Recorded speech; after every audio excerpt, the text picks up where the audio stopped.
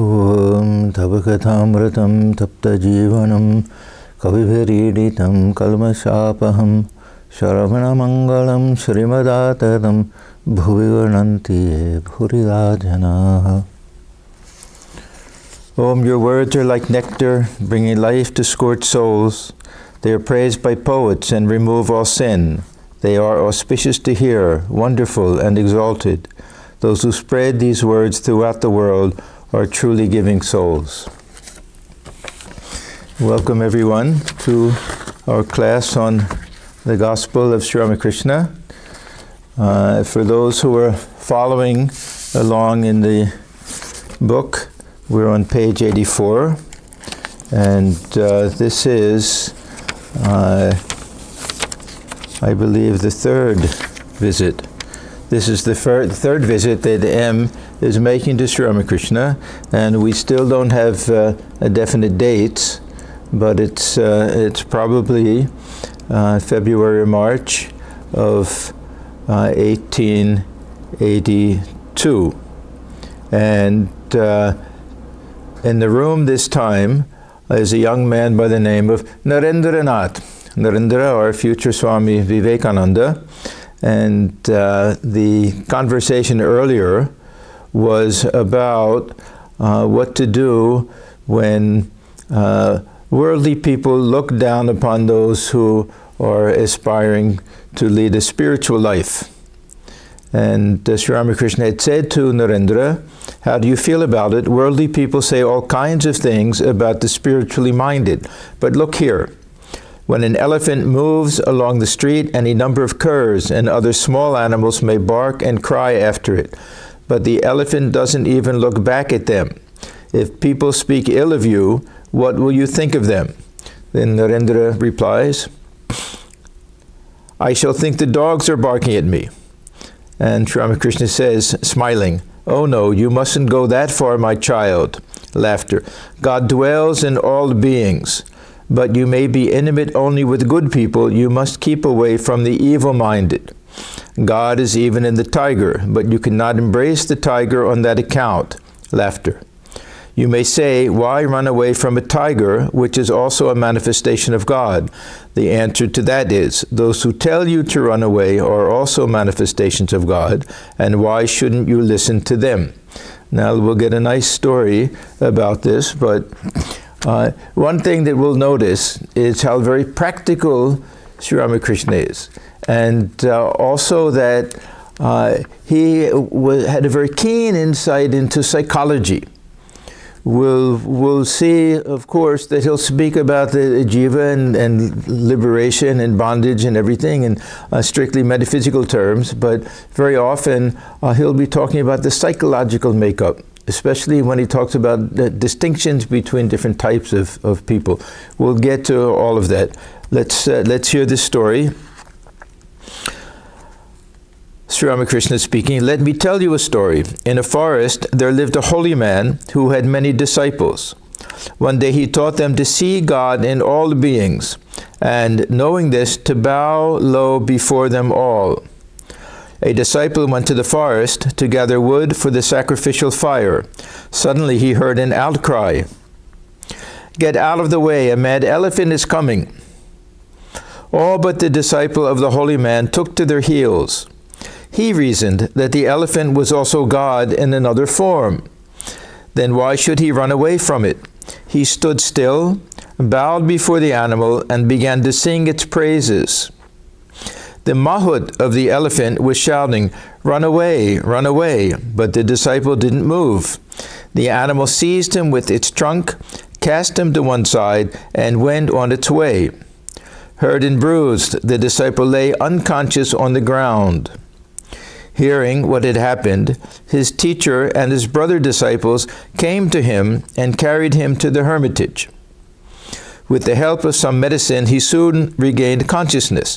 Someone asked him, you knew the elephant was coming. Why didn't you leave the place? But he said, our teacher has told us that God himself has taken all these forms of animals as well as men. Therefore, thinking it was only the elephant god that was coming, I didn't run away. At this the teacher said, "Yes, my child, it is true that the elephant god was coming, but the Mahut god forbade you to stay there. Since all are manifestations of God, why didn't you trust the Mahut's words? You should have heeded the words of the Mahut god." Laughter. So we see that there's a big difference between the highest metaphysical truth and the practical application. Sometimes we have to understand that, say, when we say God dwells within all beings, this is true on a certain level. But this manifestation will vary according to the coverings, to the upadhis. And according to that, we have to adjust our behavior. So Sri Ramakrishna, he had keen insight into both of these. Of course, the metaphysical was from his direct experience. The other, he was a very great observer of physical traits and characteristics and mental tendencies. He had a keen insight into the workings of the human mind, what we would normally think of more as psychology than philosophy. So he was the best person to give this type of spiritual advice and practical advice. So he continues, "It is said in the scriptures that water is a form of God." There's an apaha. So this water, if we say that this is the form of God, and we don't see any subtle distinctions, we don't see the distinctions in terms of the upadhis. That means what gets mixed with it. Then we won't be able to make any practical type of distinction. He says, "But some water is fit to be used for worship, some water for washing the face, and some only for washing plates or dirty linen. The last sort cannot be used for drinking or for a holy purpose. In like manner, God undoubtedly dwells in the hearts of all, holy and unholy, righteous and unrighteous. But a man should not have dealings with the unholy, the wicked, the impure. He must not be intimate with them. With some of them he may exchange words, but with others he shouldn't go even that far. He should keep aloof from such people." Now this isn't being judgmental, it's not looking down on them, it's understanding our own weakness. This is why Thakur was always talking about hedging the plant around, because he knew that, especially in the beginning of spiritual life, most people are very susceptible to the influence, whether they know it or not, of other people. So it's not that these people are too impure for us, we're too good for them, anything like that. It's that our minds are not firm yet in this spiritual path, and it's very easy for us to be influenced more by them than they are by us. There's some people who think, yeah, let me be a positive influence on others. I'm leading a spiritual life, that they'll be benefited by it, but the effect that they're benefited by us is probably much less than the effect that we're drawn down by them. So he's always cautioning us with regard to that. A devotee.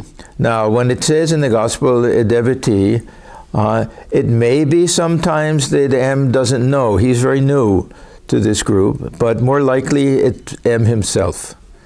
And very often, because he doesn't ask too many questions, when he does, if it's anything that might be too revealing of himself or cast too much interest on himself, he'll simply say a devotee. So this is one way that we can suspect this is M himself. And by the question, we can also guess. Sir, if a wicked man is about to do harm or actually does harm, should we keep quiet then? M was a very, we can almost say timid person, shy at the very least. He didn't like to assert himself. He didn't like to confront people. So very likely this is his question. And we always have to see that Sri Ramakrishna, when he would reply to a question, it would be for the best answer for that particular person at that particular time. Not that the answers would vary tremendously, but the emphasis would vary. So he knew that this was one of the problems with him. He was a little bit too timid and too shy. We see throughout the gospel that Sri Ramakrishna very often gets annoyed with him when he'll ask him to sing something and then will be, no, I'm too shy, that he won't sing. Or the others are up and dancing and having a good time and is sitting in a corner someplace. So he wanted him to get rid of this shyness because it's a type of ego, actually. It's a type of self-consciousness and failure to be just spontaneous and free, worrying about too much what will people think of us and everything. So very likely this is M's question. Sir, if a wicked man is about to do harm, or actually does so, should we keep quiet then? Master, a man living in society should make a show of tamas to protect himself from evil-minded people, but he should not harm anybody in anticipation of harm likely to be done to him. Now, we'll get a story here. To me, this is a remarkable statement. Why? Because Sri Ramakrishna was such a stickler about telling the truth and not being deceptive in any way. There's a little bit of deception here when we get to this story. But again, it shows how very practical Sri Ramakrishna was. Anyway, let's hear this story. We can decide if we think it's a little bit too deceptive or deviating from this truth-telling or not. Some cowherd boys used to tend their cows in a meadow where a terrible poisonous snake lived. Everyone was on the alert for fear of it. One day, a brahmachari was going along the meadow. The boys ran to him and said, "Revered sir, please don't go that way. A venomous snake lives over there." "What of it, my good children?" said the brahmachari. "I am not afraid of the snake. I know some mantras." So saying, he continued on his way along the meadow. But the cowherd boys, being afraid, did not accompany him. In the meantime, the snake moved swiftly toward him with upraised hood. As soon as it came near, he recited a mantra, and the snake lay at his feet like an earthworm. The brahmachari said, "Look here, why do you go about doing harm? Come, I will give you a holy word. By repeating it, you will learn to love God. Ultimately, you will realize Him and so get rid of your violent nature." Saying this, he taught the snake a holy word and initiated him into spiritual life. The snake bowed before the teacher and said, "Revered sir, how shall I practice spiritual discipline?" I always wondered, how does the snake bow down? Huh? They're already doing Sashtanga Pranam all of the time. Anyhow, the snake bowed down and said, "Revered sir, how shall I practice spiritual discipline?" "Repeat that sacred word," said the teacher, "and do no harm to anybody." Two simple instructions. As he was about to depart, the brahmachari said, "I shall see you again." Some days passed, and the cowherd boys noticed that the snake would not bite. They threw stones at it. Still it showed no anger. It behaved as if it were an earthworm. One day one of the boys came close to it, caught it by the tail, and whirling it round and round, dashed it again and again on the ground and threw it away. The snake vomited blood and became unconscious. It was stunned. It could not move. So, thinking it dead, the boys went their way. Late at night, the snake regained consciousness. Slowly and with great difficulty, it dragged itself into its hole. Its bones were broken, and it could scarcely move. Many days passed. The snake became a mere skeleton covered with a skin.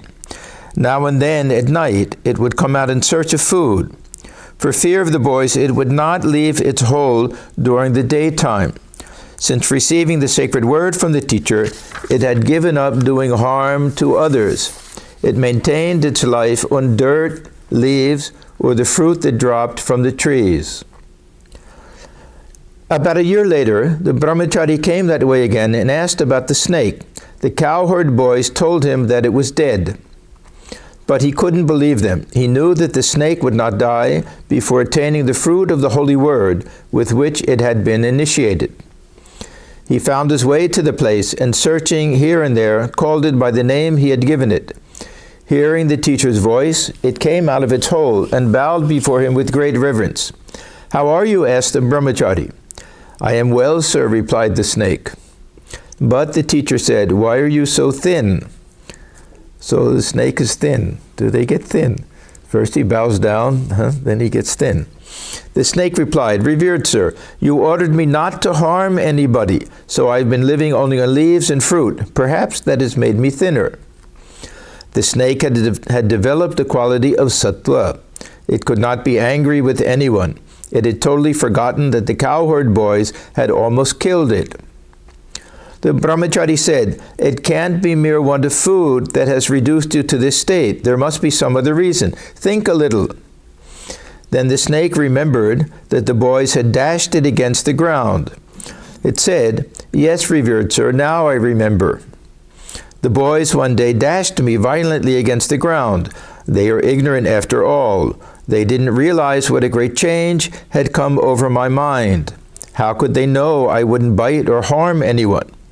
The brahmachari exclaimed, "What a shame! You were such a fool. You didn't know how to protect yourself. I asked you not to bite, but I didn't forbid you to hiss. Why didn't you scare them by hissing? So you must hiss at wicked people. You must frighten them, lest they should do you harm. But never inject your venom into them. One must not injure others." So Sri Ramakrishna, he's not telling us to lie exactly. He's not telling us to be deceitful, but to at least protect ourselves. And he wants to make sure that we don't act like fools. He had an expression he used to say, "Bhakta hoy boka hobe na." He liked this play on words, bhakta and boka, the devotee and a fool. There's this incident that we all know regarding Swami Yogananda, before he became a Swami, of course, Yogin. Sri Ramakrishna had asked him to go to the market and to buy a pan, frying pan, cooking pan, to bring back. So he went there, and he went to the shopkeeper and said, "I'm buying the frying pan. Please make sure that it's a good one, no defects, anything like that." So the man took the frying pan. He said, "Yes, this will be fine." He gave it to him, and without even looking at it, and without questioning the price, the yogin gave the money, and he came back and he took it to Sri Ramakrishna. As soon as Sri Ramakrishna saw it, he saw there was a crack in it. And he said, "Didn't you even look at it?" He said, "I trusted the man. I asked him for a good one, and I assumed he would give me a good one." And he said, "You fool. Just because you become a devotee doesn't mean you have to become a fool." And he said, "There's no fault of this man. He's a businessman. He's there to make money. But it's up to you. You're the one who should look at that." So it's very easy for us to think we've become very spiritual people. We don't have to be practical people. He wanted us to be very practical also, and to be protective of ourselves. If we have this sattva without that grit behind it, then we can be pushed around easily and affected by what other people say and think. And this was M's problem. M was very, very sensitive. And this is one of the reasons he left home, because his father didn't understand. His brothers were there, the other family members, they would tease him. They had no respect for his interest in spiritual life, so it became unbearable for him. So he wanted M to be a little bit tough and a little bit practical and a little self-protective. So this is really the message that we get here. Not that we're going to make false claims. You come near me and I'll hit you in the mouth. And then they'll come near and we don't do it. We can't even keep to the truth. Not to go that far, but at least to be a little protective of ourselves. In this creation of God, there is a variety of things, men, animals, trees, plants. Among the animals, some are good, some bad. There are ferocious animals like the tiger. Some trees bear fruit sweet as nectar, and others bear fruit that is poisonous. Likewise, among human beings, there are the good and the wicked, the holy and the unholy. There are some who are devoted to God, and others who are attached to the world. Now, Sri Ramakrishna, in different places with different schemes, he talks about different classes of people. Now, again, we shouldn't get confused and think that there's a real distinction between individuals from some higher philosophical or metaphysical point of view. What he's really talking about is the different samskaras that people bring into the world. This idea of samskara was very, very important for Sri Ramakrishna. In fact, throughout the first half of the gospel, or at least the first couple of years, he's always telling Sri Ramakrishna, I don't have much faith in samskaras. And will that be harmful for me in spiritual life? Now, samskara is an impression or tendency that we have in this lifetime based on what we did in the previous lifetime. So this also means that M didn't have much faith even in rebirth. It's very interesting. To me especially, I assumed that especially at that time, maybe today with modern science and everything, but I assumed at that time that every Hindu would believe in rebirth, punarjanma, reincarnation. And I also assumed that they all accepted this idea of avatar, that these were very common ideas. But because of the Brahmo Samaj, and because of the influence of the British and Western education, many of them didn't have that type of faith. And M was one. It took a while before he came around, and it was mostly because he saw some of the disciples of Sri Ramakrishna with such good tendencies that he said, yes, sir, I have to admit that they were born with these.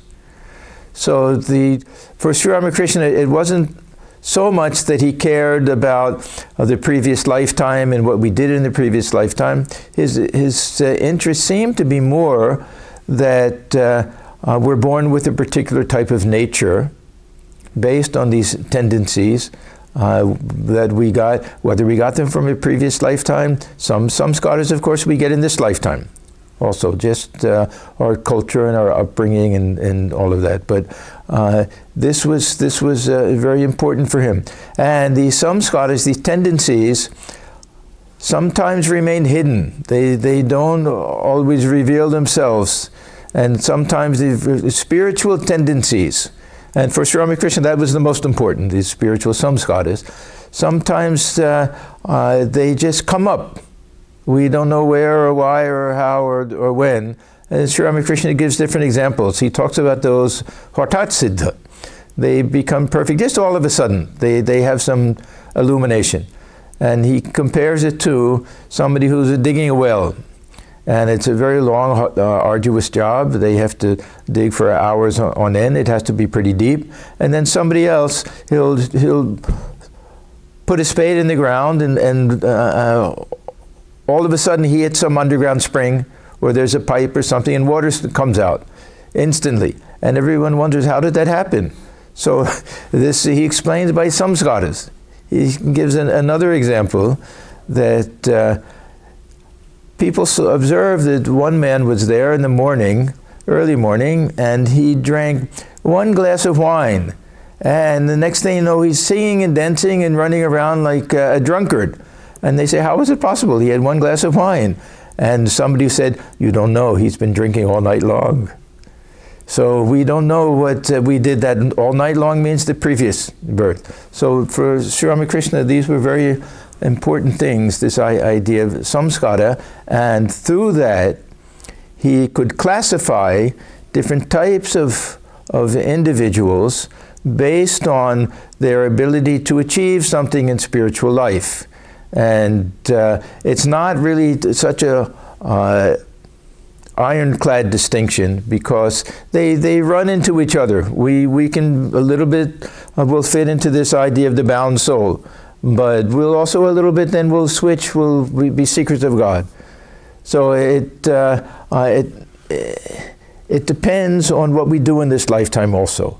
These are not hard and fixed things that we're born in one class and we can't change. We can't change our samskaras. We can, or we can work through them. Anyhow, let's see what these classifications are, men are divided into 4 classes. And he has 2 different schemes that he uses. We'll look at this first. Those bound by the fetters of the world. He calls these baddha jiva. The seekers after liberation, mumukshu jiva. The liberated, mukta jiva. And the ever-free, nitya jiva. He has another scheme where he calls them baddha jiva, I think, pravartaka, the beginners in spiritual life, siddha, those who attain perfection, and the siddha, the ever perfect. So we'll see these different distinctions. He says, among the ever free, we may count sages like Narada. They live in the world for the good of others to teach men spiritual truth. Now, these nitya siddha, or nitya jiva here, nitya siddha, this is a bit of a different classification.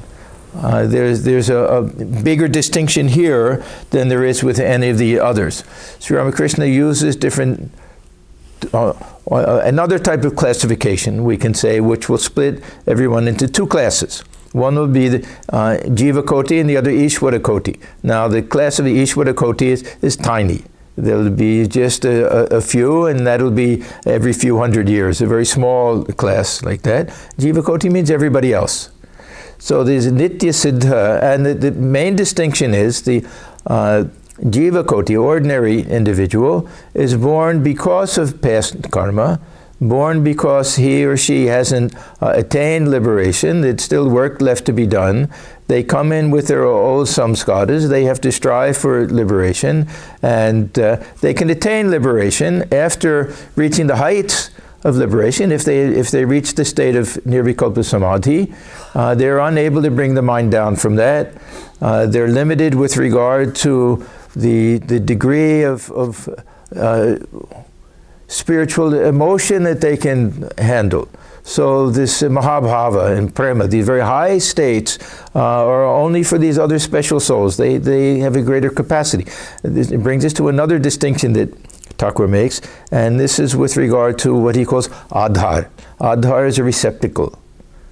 So even among the Nitya Siddhas, even those the ever-perfect souls, some will be huge receptacles. He would always refer to Narendra, of course, that he's like this huge barrel where you keep enough bath water and everything. The jala, they call it.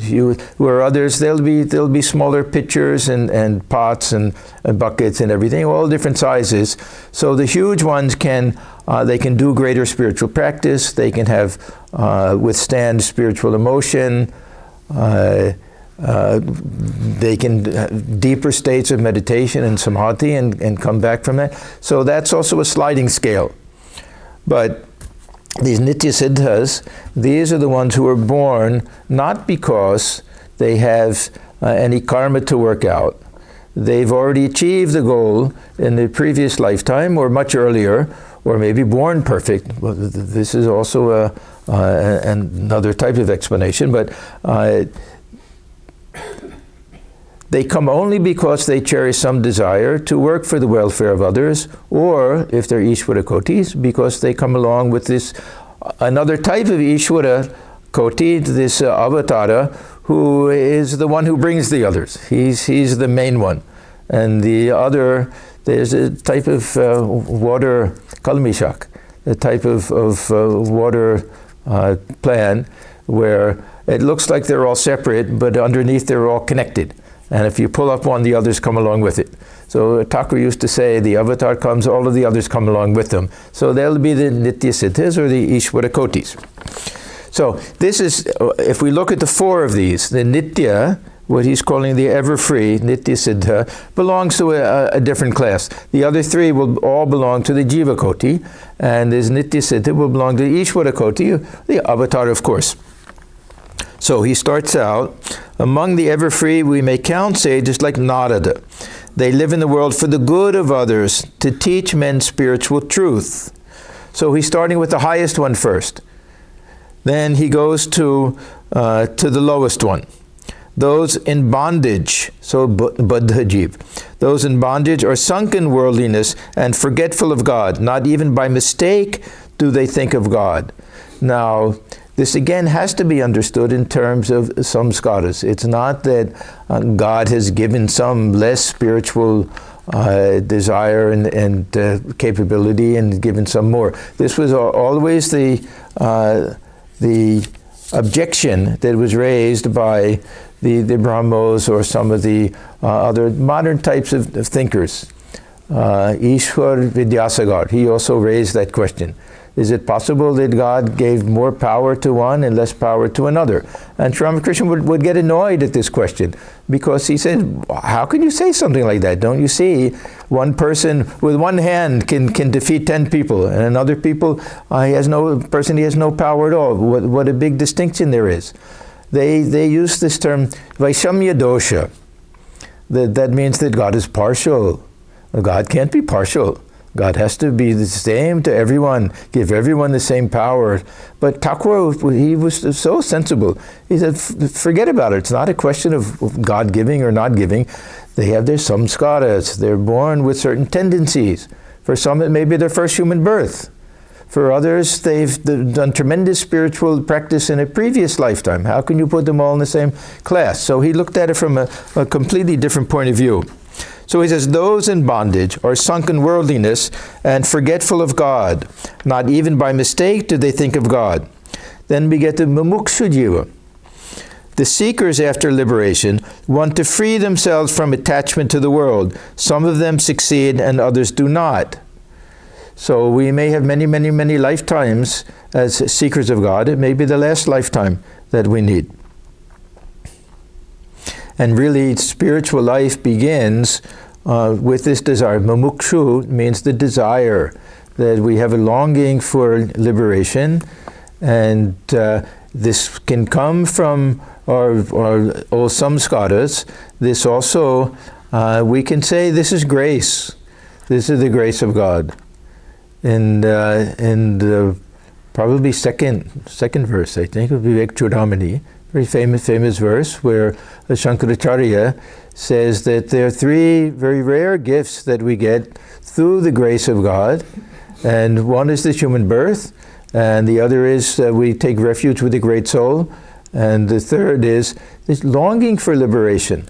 Unless that comes into our life, we won't strive for it, we won't be interested in it, and we'll think it's a waste of time.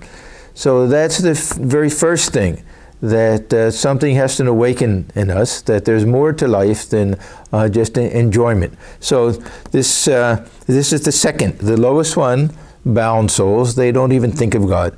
If somebody says, why not just do something for some higher type of experience, they say, what? I'm enjoying the world, leave me alone. So that there's no hope for them unless they get the grace of a holy person or some tragedy in life. Anything can happen. The liberated souls, such as the sadhus and mahatmas, are not entangled in the world in lust and gold. Their minds are free from worldliness. Besides, they always meditate on the lotus feet of God. So jivan muktas, or if not perfectly liberated, he says liberated, but such as sadhus. Not every sadhu is a liberated soul. So he's talking about those at least who are on the verge or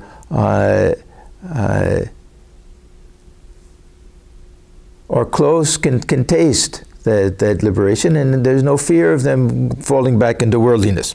So some of them succeed and others, So their minds are free from worldliness. Besides, they always meditate on the lotus feet of God. So this is the four. He starts with the highest first, and then we go to the other three. Now he'll give a nice illustration.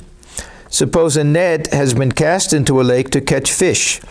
Some fish are so clever that they are never caught in the net. They are like the ever-free. Nitya Jiva or Nitya Siddha. But most of the fish are entangled in the net. Some of them try to free themselves from it, and they are like those who seek liberation. But not all the fish that struggle succeed. A very few do jump out of the net, making a big splash in the water. So we can be born as one class, the mumukshus, as those seeking liberation, and in the very same lifetime become the muktas, the ones who have attained freedom. A very few do jump out of the net, making a big splash in the water. Then the fishermen shout, "Look, there goes a big one." But most of the fish caught in the net cannot escape, nor do they make any effort to get out. This is the bound soul. On the contrary, they burrow into the mud with the net in their mouths and lie there quietly thinking, "We need not fear anymore, we are quite safe here." So they're not even aware that they're in a state of bondage. But the poor things do not know that the fishermen will drag them out with their net. They are like the men bound to the world.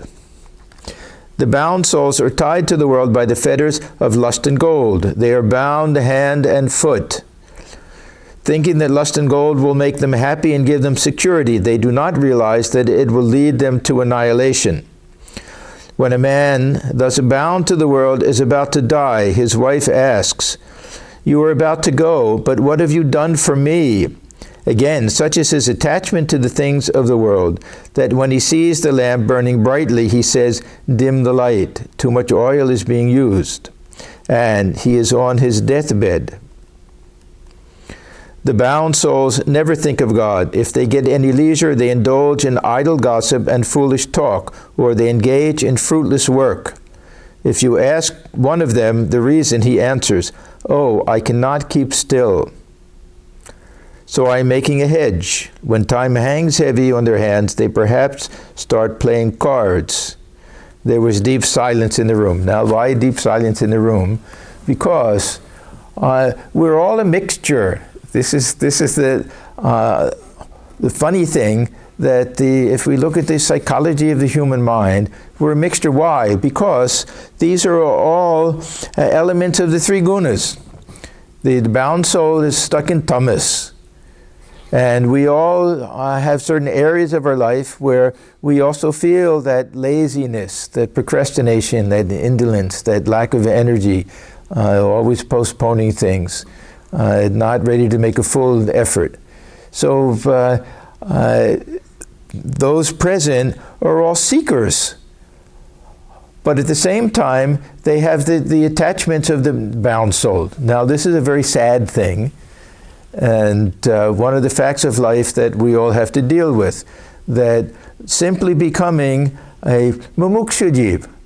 So I can say that, for example, that, okay, now I'm a seeker of God. This is all that I want.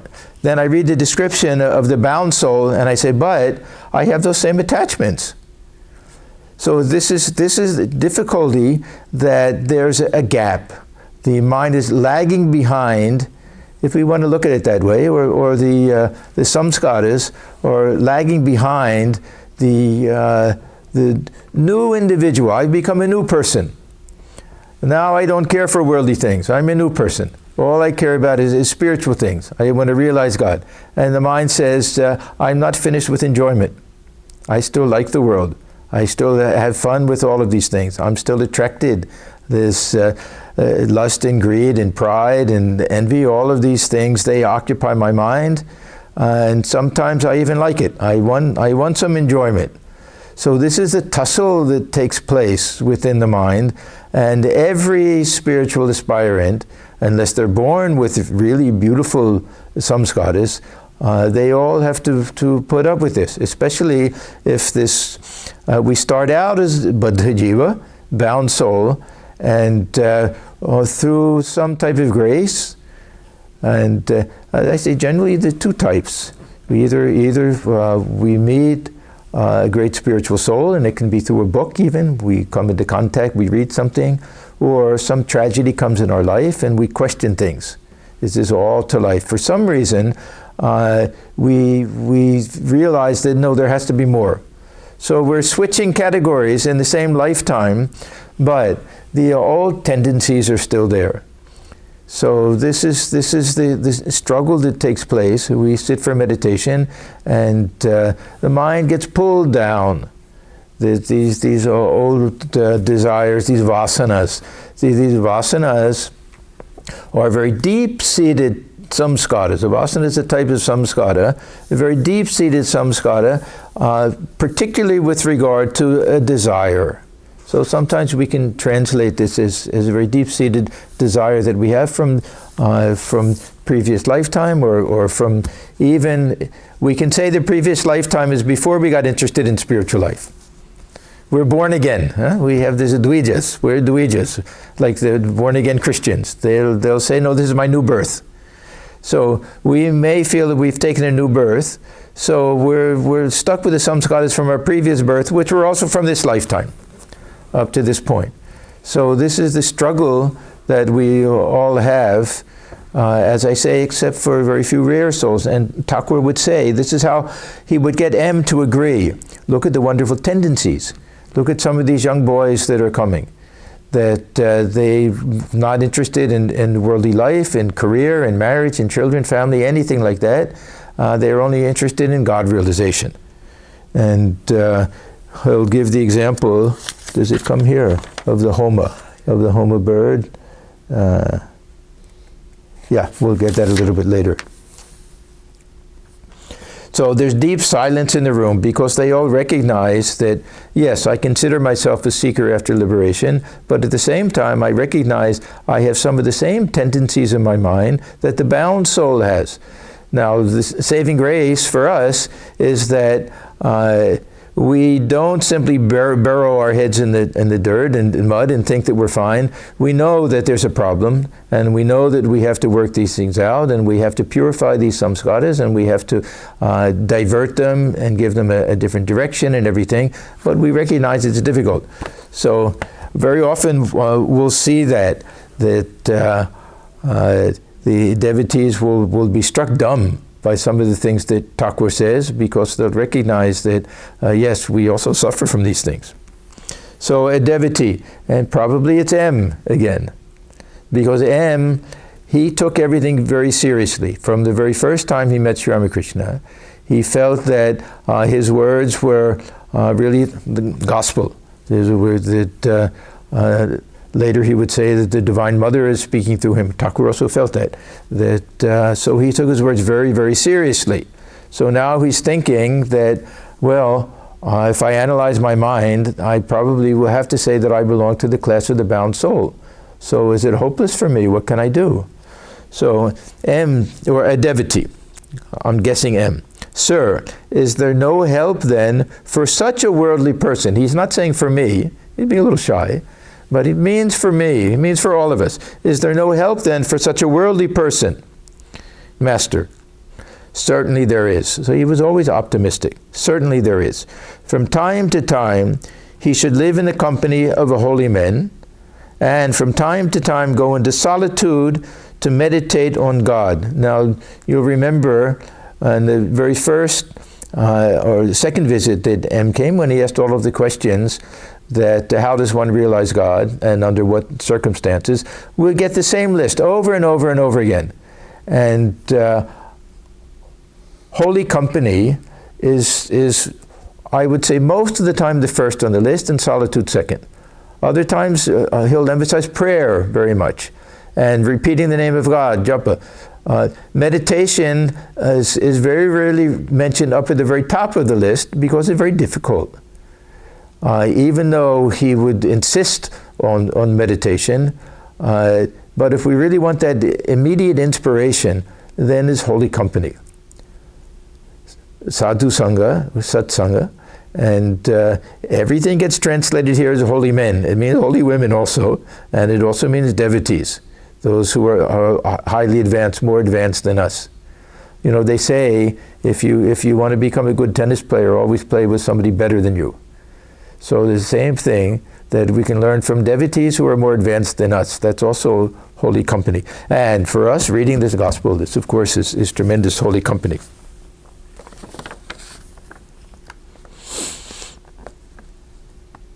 So we're getting a list again. Is there no help? Certainly there is. From time to time, he should live in the company of holy men, and from time to time go into solitude to meditate on God. Solitude no other disturbances. We can be very serious, very sincere. We can go very deep.